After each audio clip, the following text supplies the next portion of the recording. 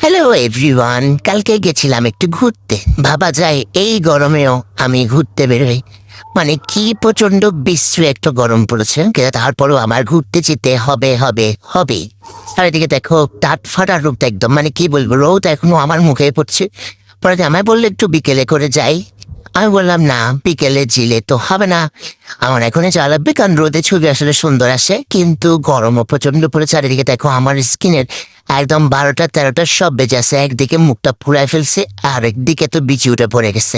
তো যেই বলা সেই কাজ, 5 মিনিটে রেডি হয়ে গেছি। আমার রেডি হওয়া মানে একদমই কিছু না, মুখে একটু সানস্ক্রিন দিছি, একটু লেপ জানার দিছি, একটা টিপ, বাস শেষ। আর চুলগুলো খোলা দিয়ে দিছি। ও মা রে মা, ওখানে যাই তো দেখি এত গরম, সূর্য যেন আমার উপর প্রচন্ড পরিমাণে রেগে আছে। এই অবস্থা।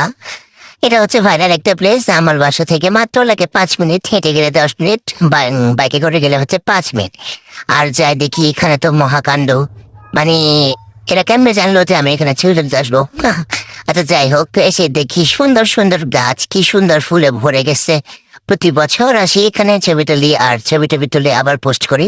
একে তো এত বেশি গরম, তার উপরে এত গাড়ি ঘোড়া, কি বলবো, ছবি আর করে তুলতে পারতেছে। মানে জামাইকে পাঠাইছি রাস্তার ওই পাশে যে এবার আমার একটা ছবি তুলে দাও, কিন্তু গাড়ি একটার পর একটা একটার পর একটা যাইতে এসে আর আমার ছবি তোলা হচ্ছে না।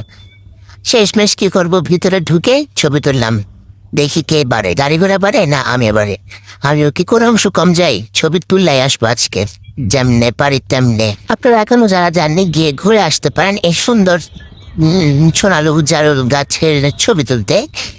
অবশ্যই গিয়ে ঘুরে আসবেন। আর এখানে দেখুন অনেক কপত কপতে এসেছে, ছবি তুলতেছে সবাই যার যার মতো করে।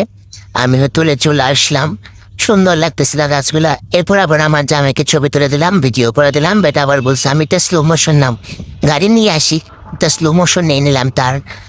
যাই হোক, আর সে আমাকে যে এত সুন্দর সুন্দর ছবি তুলে দেয়, তাকে একটা সুন্দর ভিডিও করে দেওয়া যায়। আর ছবি টবি তুলে চলে যাচ্ছি বাসায়।